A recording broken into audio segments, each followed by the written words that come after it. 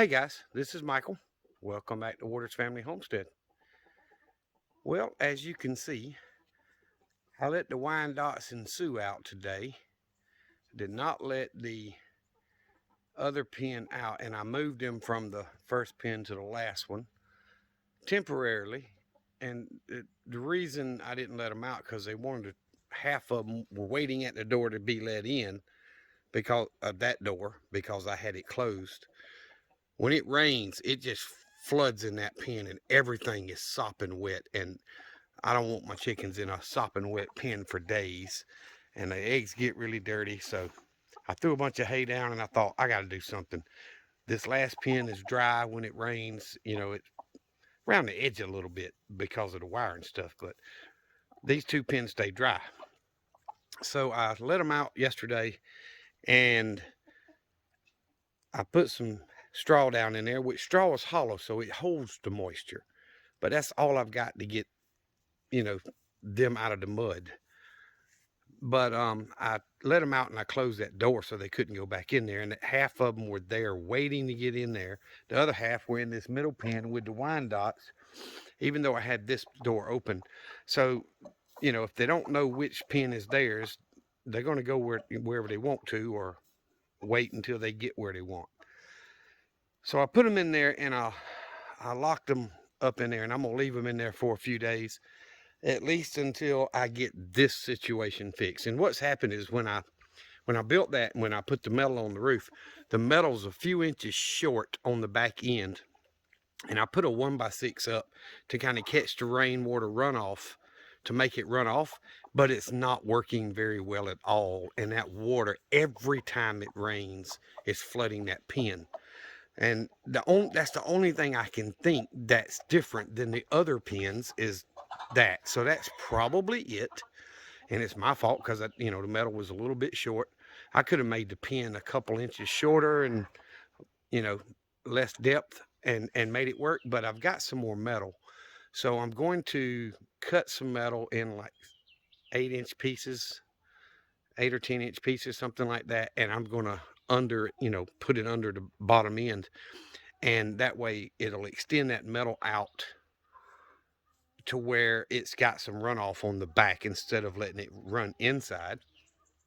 And then I'm probably going to cut some for the front edge and give me more of an overlap on the front. Like this first pin barely has any overlap, but it's an inch or two. This one's got about 4 to 5 inches. So this one doesn't have hardly anything because it was short. So I'm probably going to take these end screws loose and slide a piece under it, or over it actually, because I don't want the water to run under, and just add some more metal so that it won't run in there so much, and see if that'll keep the ground relatively dry after rain. I think that's probably the majority of the problem because it's the only pen that doesn't have the overhang. So I'm going to try to solve that issue before I put chickens back in there. It's a little bigger than this first pen, so that's where they should be because of the size. But I don't want them in an unhealthy environment of walking around wet all day. So I only let the Wyandottes and Sioux out, and I gave them just a little bit of scratch. And, they've eaten that while I've gathered the eggs and filled the feeders up and stuff. But my egg count was low today. I only got 8, and I got 16 hens. So this little cool snap we got, I guess, is throwing them off again. But whatever. I got 13 or 14 yesterday. So it's fine. I know the egg count will come back up. And grass, I know it's hard for y'all to tell, but there's actually grass growing where the old run was. A lot of little places of grass coming through. So I'm hoping as summer goes on, the grass is going to catch up a little bit. But as long as they're scratching and pecking out here, I doubt it's going to ever fully recover.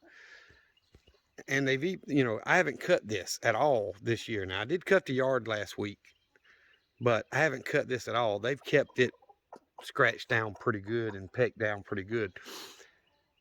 So as I told y'all, I wanted to buy more pullets, more baby chicks, and keep my flock, large, especially for a single guy.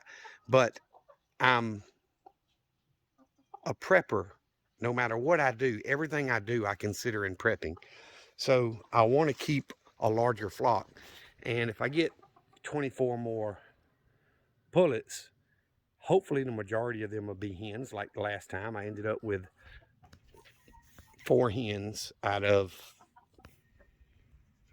however many. Let's see, 20.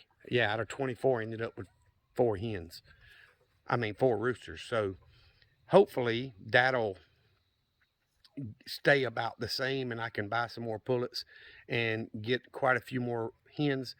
But the reason I'm wanting more is so when crap hits the fan, because I honestly believe, and I tell y'all this, but I honestly believe we're not far from our money being worth nothing, total economic collapse. I believe it's coming. I think that's what they're trying to do. So, sorry, I was holding the phone wrong and I'm kind of aiming it down.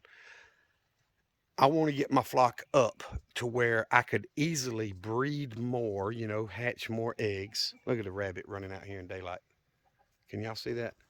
He's literally 25 yards from me. Thought about putting the pin out, my trap, to catch them. Feed them in it, prop the trap door up where it won't close and feed the rabbits in that rodent trap for a week or so until I know I've got them used to going in there getting the feed, and then catching them and putting them in my boxes and try to raise them. But that's an alternative down the road if I need to. There was 3 back here in the yard yesterday, right here, literally 30, 40 yards from me. So anyway, so here's my idea, and I'm gonna tell y'all about it. I know it's gonna take me a while to get it done. I don't have unlimited resources like other people you watch on YouTube. I work for a living, so I have to work that into my budget on what I can spend. And nothing's cheap anymore. But my son-in-law and my daughter gave me these 2 cattle panels. Here's one right here. And it's a cattle panel because it's got the feet on it. And a gate doesn't have the feet, But I've got to go buy the hinges and all for it. But I'm going to cut the feet off with my Sawzall and make this into a gate. And here is my idea. We'll put a wood post here and mount the gate to that post and let it close to that post. And then I'm going to put another post out here at 12 feet because it's 12-foot gate and let it open to this post. And I want to run wire past my grapevines there about 5 or 6 feet, probably 6 feet, so I can get my mower in there still. And all the way across and back up, include all the fruit trees here and back over to the corner of the pen. So that's more than double the space they've got now for scratching. So basically I would have 2 pastures for the chickens to graze. But also if I used regular fencing, like I've got for the grapevines here, and do it right, I should be able to turn some things loose in there, other animals besides chickens. Now, rabbits will dig out, and hogs are hard to keep in, but it could be altered to hold pigs, in there. But I also want to get some turkeys and have them in with my flock, a couple females and a male, so that they would be out here. I'm not really interested in a peacock. They're beautiful, but I just don't see a need in having them. Like I say, everything I do is about prepping. So I want to, I want animals that can be bred and reproduce and feed my family and my mag. But I walked it off with the tape measure the other day. And basically I need about 250 feet of wire to do what I want to do. And I measured off what's there, and the add-in to what I did, which would be from this wood post right here at the end of the gate, across up to the gate, past the gate, and back around to that far corner, I used about 80 feet of chicken wire.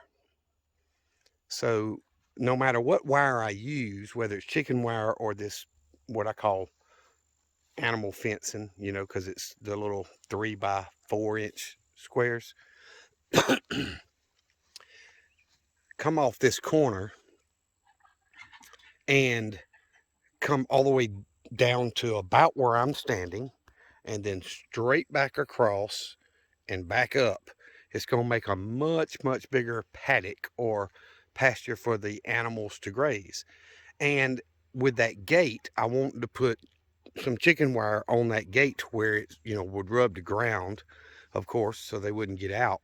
But screw some chicken wire to it so it'll stay on there. And then if I want them to be able to come down here and scratch and feed, it'd cut down on my feed bill. I can just open that gate and close it, you know, close off the entrance to this paddock. So it'll open here and close this. So otherwise that would be open so that I can get my mower and my tractor and all that stuff in there if I need to. It's a much bigger gate for access for that. But I've got that other panel. So I would really like to have more than one way in and out.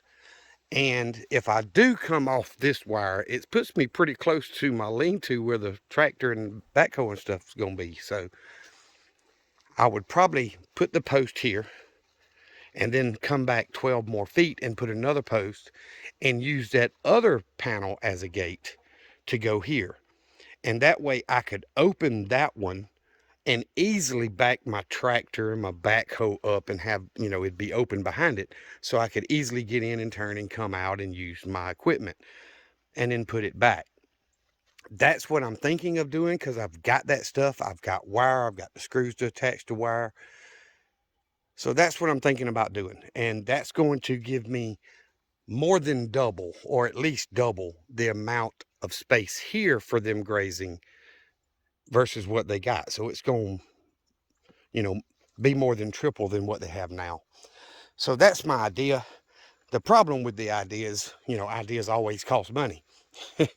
So I've figured up how many posts I would need to buy. And my brother's got a lot of T-posts. I can get them from him cheap. I've already asked him. He told me what he'd charge me and how many I wanted. And I can go get those.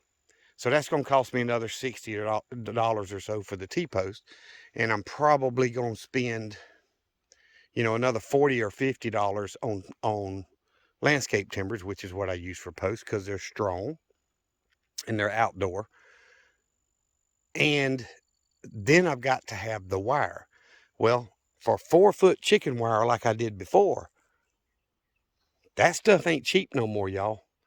I'm looking at spending probably $150 to $200 minimum on just chicken wire to close this in.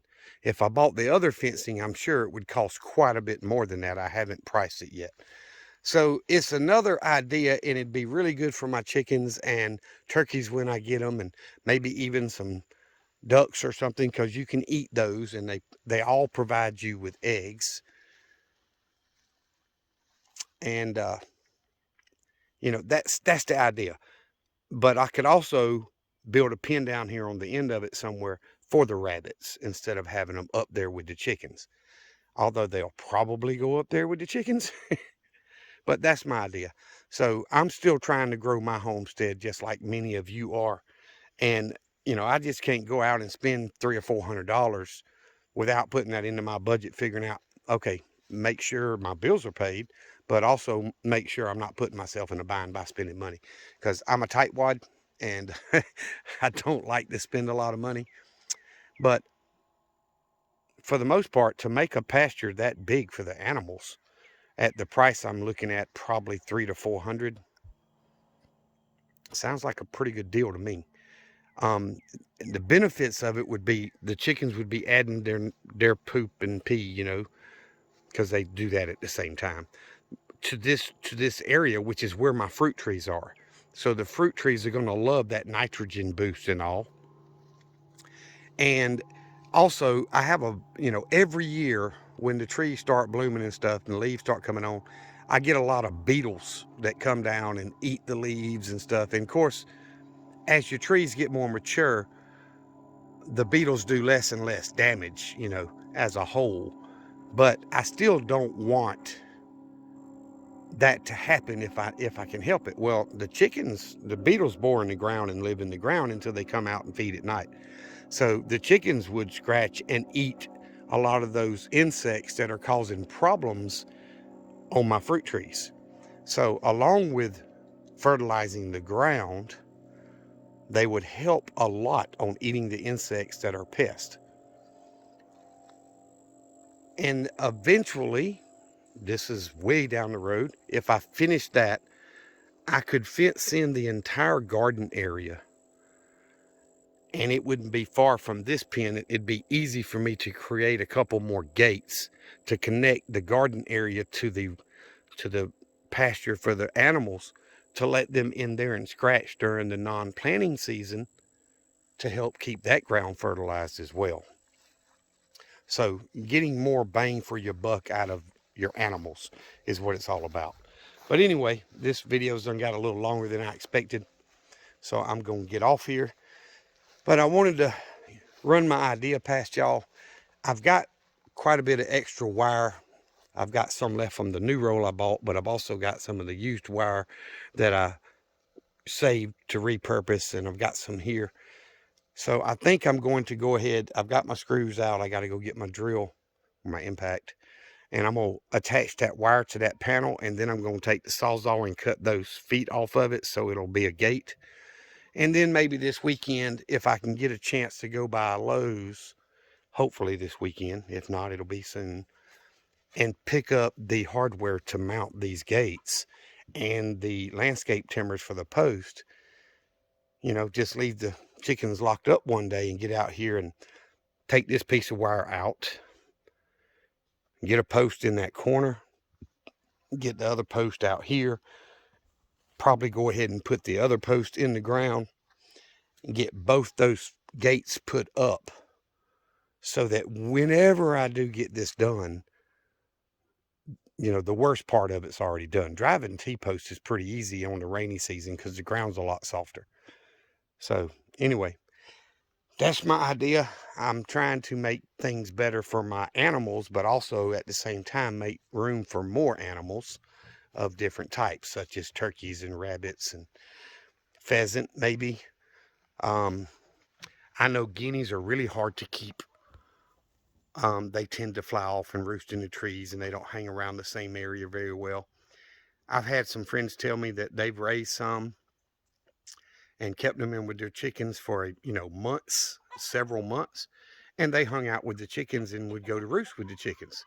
But I've also had people tell me they did the exact same thing, and those guineas took off into the woods, and after a few days they didn't see no more. They're gone. So I don't know if predators got them or what, but I'm just not interested in an animal that's hard to keep around and hard to uh, keep in the pen, and something I can't eat or produce an egg that I can eat. So anywho, I'm gonna get off here, guys. Thank you for watching. Thank you for listening. Leave me a comment. Tell me, what do you think of that idea as far as making this run? If I stand here at the corner where the wood post would go, I'd have to pull this T-post and put a wood post and run it straight down to about 10 feet on this side of that red pot right there. I have to point different when I'm looking through the camera. For me, I'm pointing here, but for the camera, I'm pointing over here. Anyway, about 10 feet on this side of that red pot, and then go all the way across to the edge of the woods, which I'm planning on cleaning the wood line up, but run over to the edge of the woods and then all the way up and back to this corner of the chicken pen. That run would be easily double what they've got now. And I could leave it closed off when it's time for the fruit, like the blueberries are producing and all that, so the chickens won't eat all my fruit. But when there are none on the trees, I can open this gate and give this pasture a little bit of a break from them scratching and eating it up so much, and let them fertilize this ground during the off fruit season. So I don't know, just the idea in my head. I think I'm going to go ahead and get started. I'm going to work on this gate and try to get the stuff I need to mount the gates and the post and all that. And then a little along, you know, by the wire that I need, I'm really thinking that I would rather have the regular fencing instead of chicken wire. That way I could put a larger animal besides a chicken in there and they wouldn't be able to go through it. And, you know, baby chicks are going to stay in the pen until they're too big to go through this wire anyway. So I wouldn't have to worry about that. I just wouldn't let them in that pen. But adults can't go through that wire. I mean, they fly over it, but, you know, chickens aren't that bright now. But this post here at the end of the grapevines is broken. So it's going to have to be taken down. So I'm going to take that down and put up new posts with wire to try to support that grapevine. And hopefully, if it ain't 100% dead, maybe it'll come back. And I've got to clean up where the scuppling vines fell over here, which is there for y'all. That'll, the chickens scratching around and stuff will help with the pest control as far as rodents and all, but it'll also help fertilize the ground so that maybe I get more fruit. And that's the whole name of the game. I mean, they may not be producing it, but their waste would help the trees and the plants. So that's my idea. I'd still have to come in. Of course, I'd come in behind this fence. And I got to clean all these old raised beds up. And I want to clear back to the fence line, which is about 15 feet past, maybe 20 feet past my fig tree there, where the privy's taken over. But guys, that's more than I can do by myself with a, you know, with a machete or whatever. So I've got to have a piece of equipment that'll do that. I can't, my backhoe is just out of commission for that kind of work. So anyway, I appreciate y'all watching. If you have not subscribed, please subscribe to the channel. I do appreciate it. And all you new subscribers, thank you for doing that. It doesn't cost anybody a dime to subscribe, but it helps my channel grow tremendously, and I appreciate it. Hit that thumbs up button, hit the like button, because that is the only really way to break the algorithm in YouTube and Rumble and say, hey, people like this video, let me suggest it to other people that watch that type of video, and it will, and that helps my channel grow a bunch. So I thank y'all very much for that. Remember what I always tell you, Jesus loves you, and so do I. Y'all be safe, be prepared. I got to get to work on this gate. Y'all be good. All right, guys, quick little update. I decided to use some of that scrap tin I had over there. I don't have any use for this style tin and older stuff. Most of it's got a lot of holes. These actually didn't. One of them was bent pretty good here and there. So I didn't really have a use for it, and it was only about 4 or 5 inches longer than I needed it to be. So I decided to use that. It's even with the bottom, and I screwed it around the edges and down the middle, and then I took my Sawzall and cut the feet off, and then I cut the excess metal off with the Sawzall, and I left the chain up top. I took the one off the bottom because I won't need one down there, and I can always cut this metal to where I can use the latch if I want to, but I'm probably just going to latch it to something on the post itself. But either way, hey, I got a use for it. It's got some pretty good size holes in it right there. I mean, nothing an animal is going to get through, but it'll work as a gate, and I didn't have to fight with all that chicken wire and 400 screws versus, you know, 12 or 15 screws, whatever. So made it easier, and I used some of that scrap metal, so it's repurposed. It'll have another life. It'll last on that thing for ever and ever. It's just tin, but that's just some wet spots where it was stacked on top of each other, but it's not rusted through. It's pretty solid, and I can, again, I can come back on the rails and add some more screws if I need to, but I don't see a reason for it. So now with the feet off of it, it makes it just a few inches taller than the 4-foot fence, which is no big deal.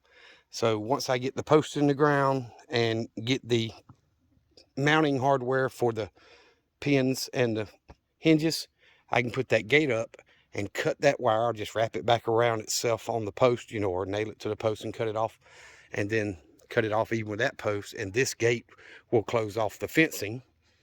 And when I want to let them out into this pasture, whenever I get it done, which might take me a few months, I don't know. I've got other stuff planned as well, but I'll just open that up and it'll come right to a post over here, so that it closes off this pasture, but opens that one up to here, so that they would have a much bigger area, which is what I said earlier.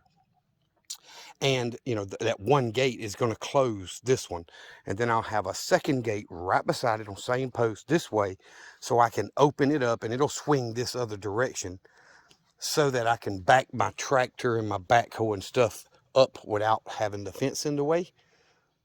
The gate would be there, and it'd give me plenty of room to get out with the tractor. So anyway, just want to do a quick little update and show y'all I repurposed some used tin. It fits that gate really well. I cut the old rusty feet off of it. See how they were rusty because they sit on the ground, and then a little bit of extra tin that was left. So repurposed it, and I saved the chain because I may need that chain for the other one. I don't know if it's got a chain on it or not, so I could reuse that chain for the next gate. I don't see any chain, but it doesn't mean there's not one hanging on it. And so, anywho, I'm working on it. Y'all be good. Look, little greedy heifers want some more scratch.